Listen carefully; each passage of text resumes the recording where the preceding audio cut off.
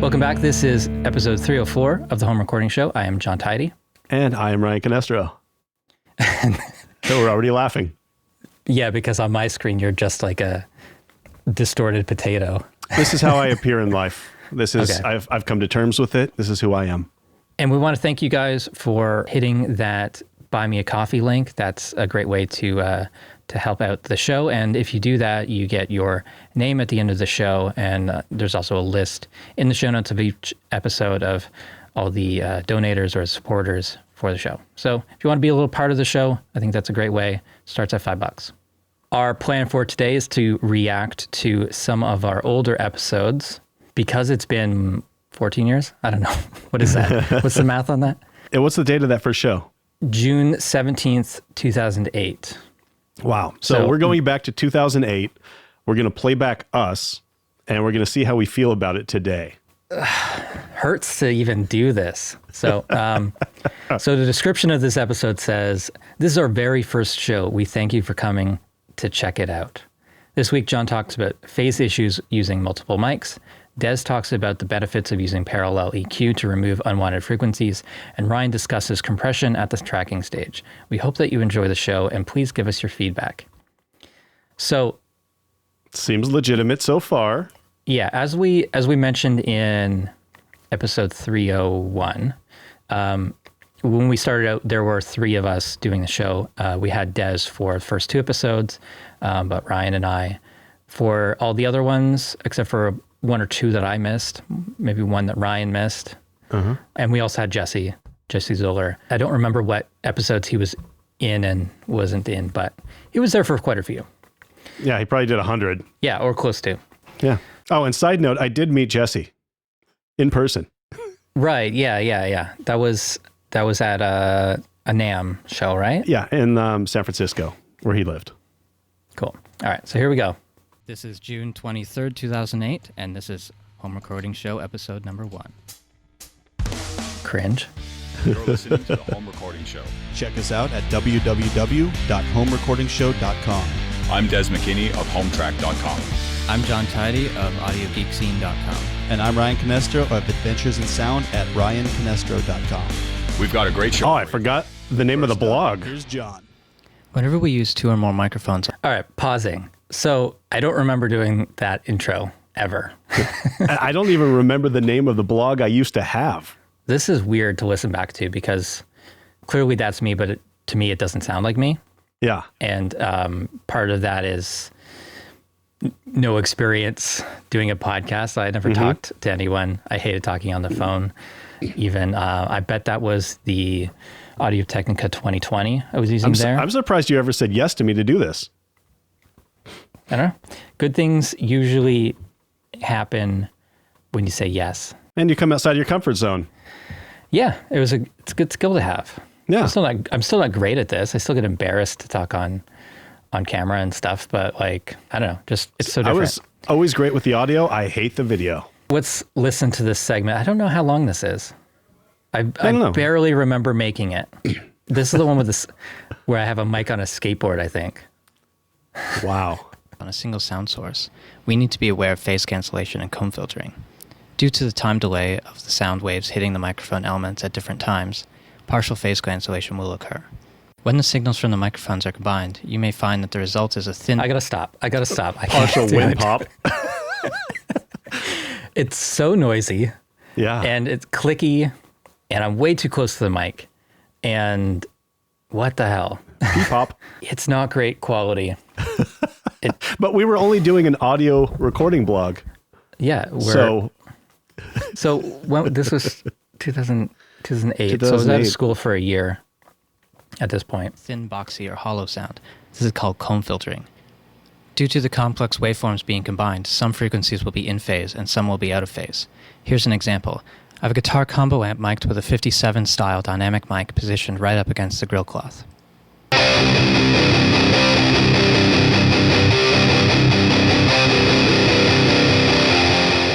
About 9 inches away from the first mic is an Audio Technica 2020 large diaphragm condenser.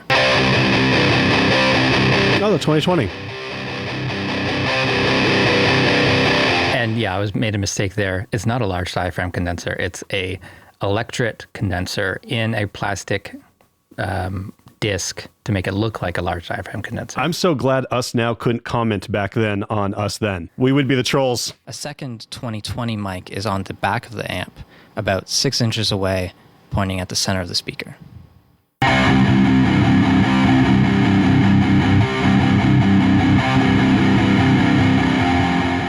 All of these. I do like the back cabinet miking. But the point of this I was gonna is say. to combine the tonal qualities of each of these different positions to make one guitar sound. So let's play all the clips together.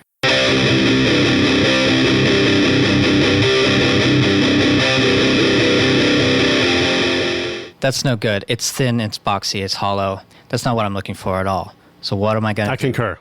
I'm going to start flipping the phase of each of these tracks until I find the Polarity. sound I'm looking for. Here's the sound Yeah. of just the 57 phase inverted.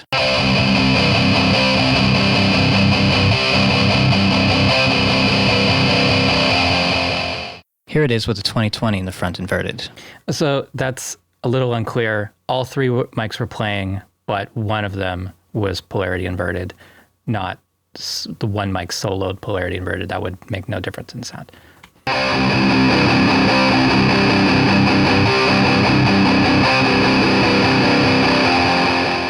Here it is when we flip the phase of the mic in the back.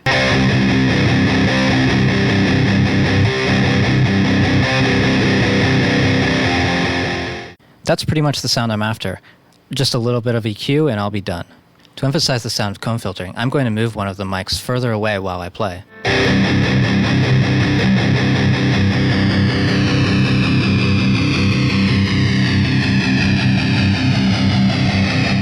Why didn't we ever use that as an effect? I like it.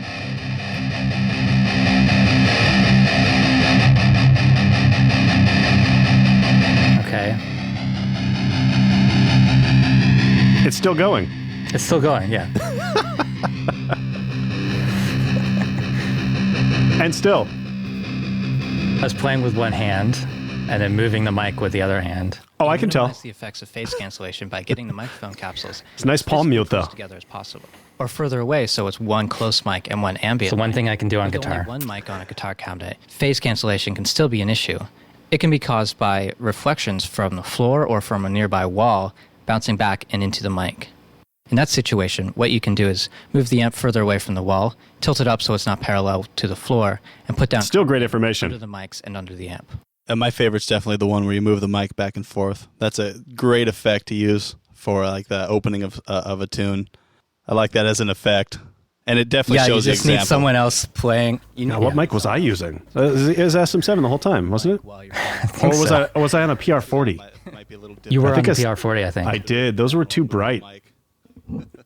Yeah. Yeah, maybe. And I was super nasal in my reply there.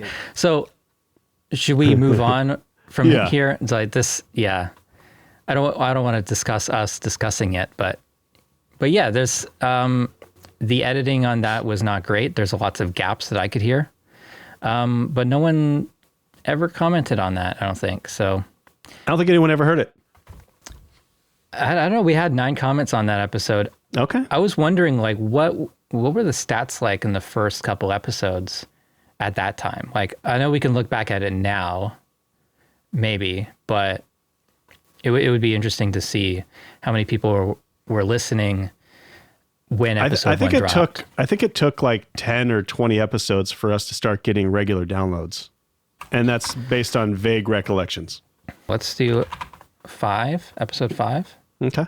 3 key elements to a home studio and microphone basics. So this would be this is our 5th show and the 3rd one that we did together without a co-host, without a second co-host. You're listening to the Home Recording Show. Check us out at Okay, so we kept the intro. Kept the intro. Didn't introduce the show before. I must have edited that first one because it was my voice at the beginning. I'm Ryan Canestro of Adventures in Sound at ryancanestro.com. We've got a great show for you today. This week we're discussing the 3 key components of a home studio and microphone basics. That voiceover is This week I'd terrible. like to go through the 3 key components of a home studio. And then it totally changed from that piece to the next piece. The audio interface and microphones. A digital audio workstation is an advanced software program used for recording and manipulating sound. There are dozens of choices with similar feature sets.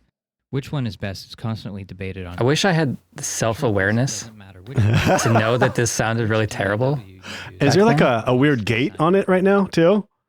Is it kind of clamping down? DAWs are Cubase Essential, Cubase Studio, Sonar Studio, Reaper, and if you own a Mac, then you've already got GarageBand. Okay, I gotta pause it. It doesn't even sound like me. Yeah. And I don't know why. It's like really, really nasal.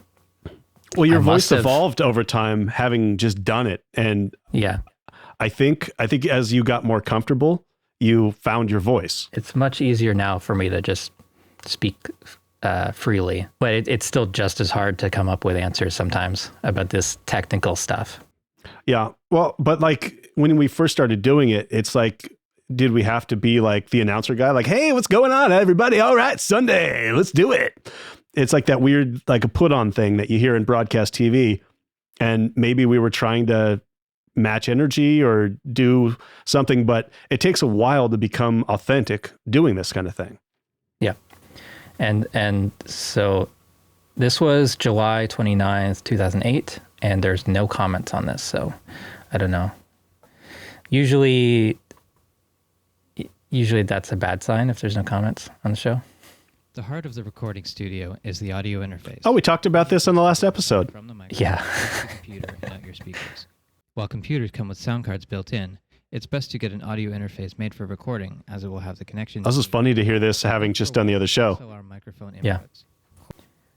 Oh, pause here. I just noticed that this episode's only 16 minutes. I thought all of our old episodes were like an hour long. I think we used to hit about more like a half hour, and when we were, for the most part, it was a half hour to 40 minutes. But yeah, I guess we did a couple that were short. I mean, did we even discuss this topic, or was it like a quick topic and then quick discussion? We were out. I think we did discuss it a little bit. Let's jump ahead to 10 minutes. Up next, here's Ryan. We've spent a lot of time talking about microphones on the show. And Wow, my audio quality was wildly different between those two. here's a microphone. A microphone converts sound. At least it sounds like me now. This is done in different ways. In most cases, sound hits a diaphragm, and what it does from there determines What is that? the microphone you're using.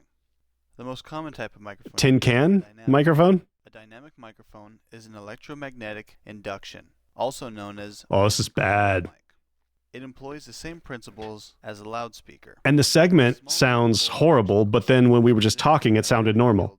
Of a permanent magnet attached to the diaphragm. When sound hits the diaphragm, that signals transfer through the coil and electric. Maybe you were Oh. using different types of mics as you went through this section. The Shure Maybe. 58 and the I know I did record some stuff remotely, The next type of and there were a couple times where I recorded in hotel rooms in this to do the segment, and then we did the show later. side of a capacitor. Vibrations hitting Could the be. diaphragm cause difference. But I don't think in the back in the distance first between the plates couple of the episodes. capacitor. No. So let's skip ahead to like show 30 and see how we moved along, because it started sounding modern, I think around show 30-ish, maybe. The T-Pain effect. Uh-huh. Do you remember? All right. I think so.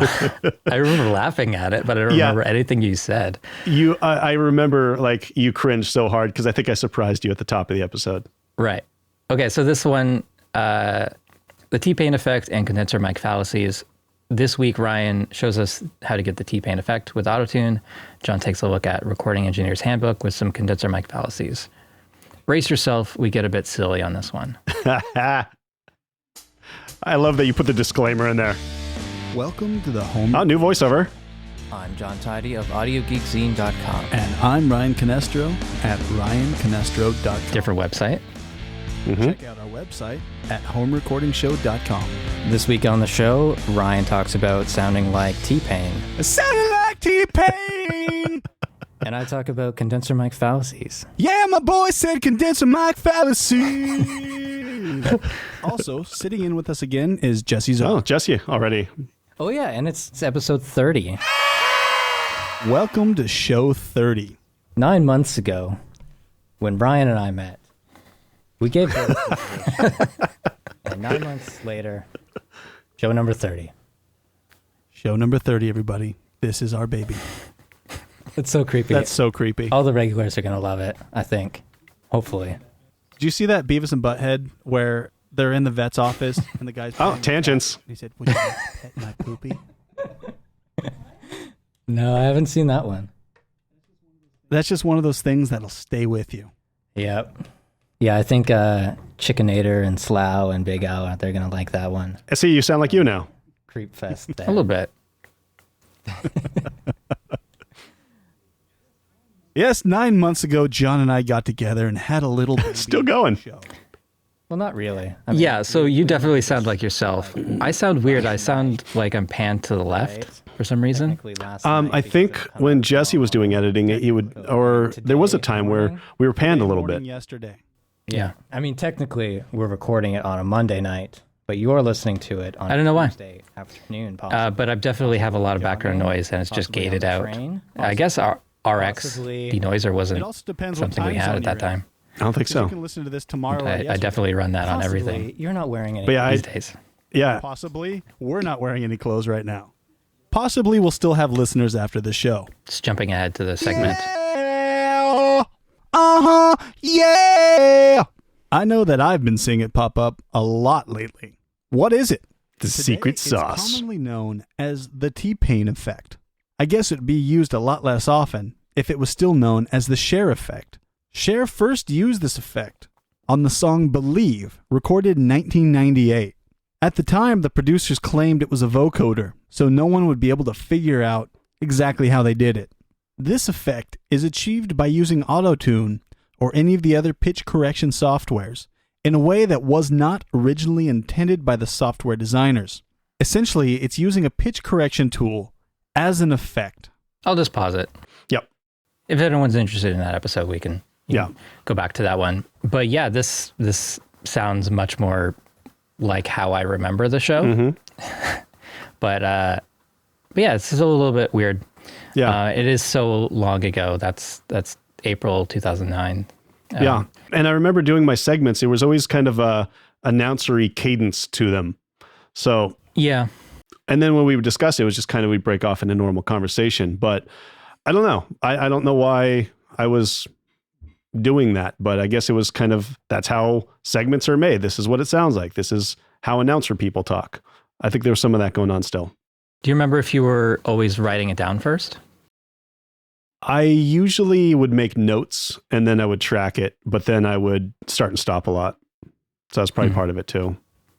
Yeah, I think for my stuff, I would almost entirely write it out. Mm-hmm. The voiceover is just always kind of awkward. I don't know when I get good at that. But even today, if I plan everything out and write everything down, it's still a lot less natural than just hitting record and kind of improvising it.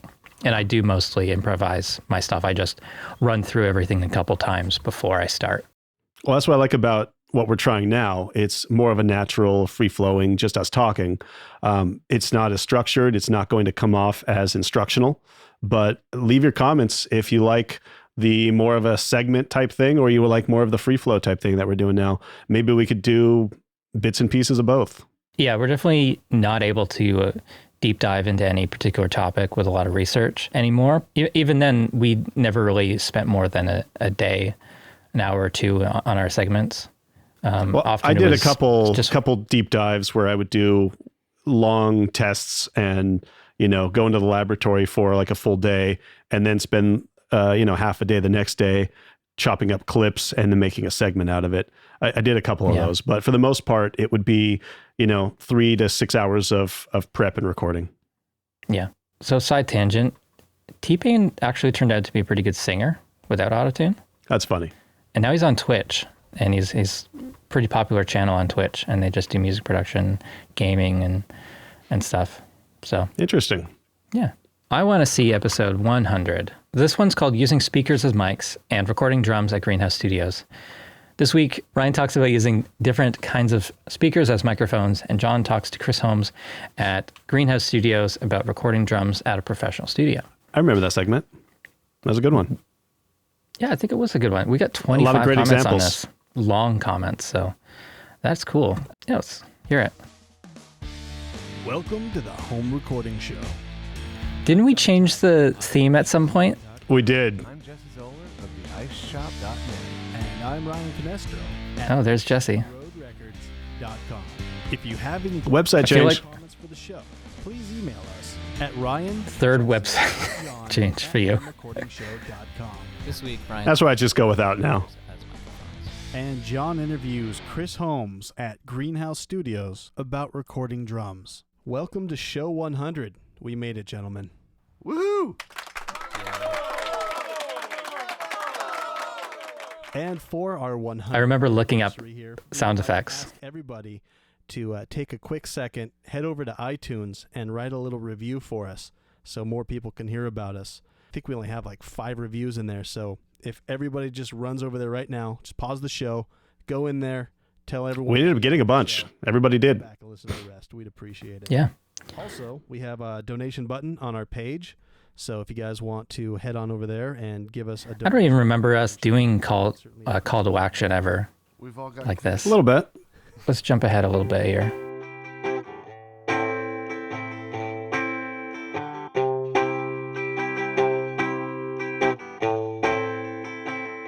And along with this one, we've got a photo of a answering machine speaker as a microphone. Next up is the sub kick.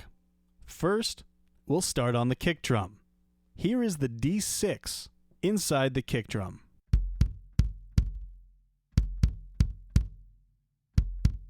Oh, that's good. Next up, the sub kick. These two mics were recorded at the exact same time. So these are the exact same hits being recorded. It's beefy.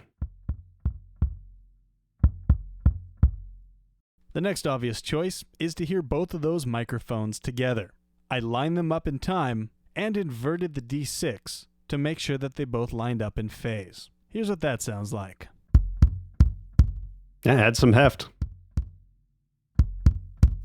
Yep. It's a kick drum. That's some serious thump. Even from my kick drum, that needs some serious love. Yeah, that thing was in pretty bad shape. And do that. I'm getting kind of like a How It's Made sort of vibe. Mm, You yeah. know that show? I used to For watch the- that show for a the lot. voiceover. I used to wonder if that's literally where watch that show a lot during that time. Have you seen, there's like sort of a parody account on YouTube that will just make up what's happening on screen in a new voiceover for How It's Made. No. I forget what it's called. It's something very similar, but it's pretty funny. If I can find it, I'll put it into the show notes. I'm going to have to grab a Modern Marvels or How It's Made episode and just do the voiceover, redo the whole thing. Actually, I'll just search the website for theme and see if there's a... Yeah, we did the theme contest. We did do that. 107 will definitely have the new theme in the intro. Let's hear this. You're listening to the Home Recording Show, hosted by Ryan Canestro, Jon Tidey, and Jesse Zoller. Find us online at homerecordingshow.com. Tighter. Welcome to the Yeah, show. so Here with us, we did Jesse not Zoller. record that ourselves. I think I cleaned up or mixed it. But that was... Who was that? That was... John at homerecordingshow.com. On Twitter, John. Honestly, it was Eric that won. We should look that up and give a shout out for sure. If you go Here. to homerecordingshow.com, Yeah, it's definitely in 106, but it's a long episode, so don't want to go through all that. But yeah, that was when we changed the theme. I think there was one other theme though, right? I think we had a theme for like a handful of episodes, then we changed it, and then we changed it to that. So maybe there were only 3. I think I'll actually do a segment or something, or we can discuss how I made the new theme track as an episode. Okay. Might be some interesting content. This episode kind of lost steam a little bit. Yeah, the early stuff was kind of fun to cringe on, but then like once it got to, yeah, that's what the show sounds like. Yeah, a lot more I'm a lot less embarrassed to play that stuff back. Anything from like show 100 on, I think is pretty solid. Probably all the stuff that after the Reaper blog got started, I was probably pretty decent at this and stuff. I think a lot of the early shows were forgivable because we were just starting out and people were interested in the content and kind of forgave some of it. But it's kind of funny looking back at it that it wasn't sounding as good as it should have for being hey, here's how you get the best sound out of your home recording studio, when we obviously were not. Yeah, and we didn't realize it. I think that's the interesting part. That's kind of scary. But I guess at that time, it was like no one was really doing it on YouTube back then. There was I remember when only we a first handful of started podcasts. I would say, hey, I'm doing a podcast. And people say, what's a podcast? Yep. Audio school isn't enough. You gotta do it. You really got to do it, because we both should have known better. We were both already working professionally. And we were both more focused on music than anything, but we knew how to record vocals and we're getting good vocal sounds. We just weren't getting it for ourselves. So I think there's part of that, our own performance and that whole part of it is hard to get out of. You're less objective when it's you. I've seen it recommended that if you're going to make a podcast, record 6 episodes and throw them all away and then start fresh. And then that gets rid of a lot of that trial and error and all the technical difficulties and the being camera shy and all that. Yeah. So you mean like we've got 2 more shows to go here, and then this will be nice, which is actually probably accurate because I'll probably have a proper setup by then. If not, then it'll just be a meme. We'll put it on the bingo board. New setup coming soon. Every mention of that, you get to cross off another box on your bingo card. I did pay for it on the eBay, and I do have a delivery date, so it'll be here. And you have a capture card coming? Yeah, I do. So it's a USB 3 capture card to HDMI, and then a nice camera with interchangeable lenses. Cool. So then I guess you'll record yourself clean. Mm-hmm. You'll have OBS running. Do the virtual camera. Send that to me, so I can see you. Maybe we'll chat on Zoom rather than putting this right through Video Ninja and into OBS, and then I'll edit it from the raw video. Okay, or we could do it exactly like we're doing it now too. Yeah, it's hard to tell if it's the webcam or the connection quality or something else. Well, I was testing this last night and just putting up this camera on Zoom, and the problems we're having now I didn't see any of. So, or maybe it's a combination, but yeah, it's hard to tell.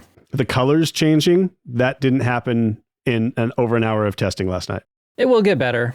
So, or something will come up and we'll give up kind again. of ironic that we're going back and listening to our old Cringe Fest shows, which in 2 or 3 years from now, that's what we're doing right now in this moment. A while ago on the Reaper blog, I reacted to my first video, and it was just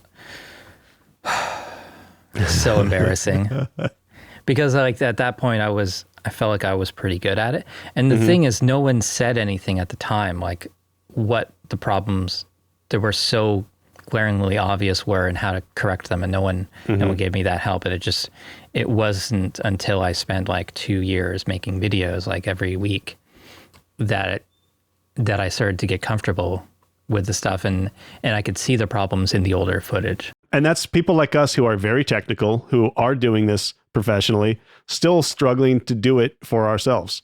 So it's not easy, and it's a process. There's a learning curve.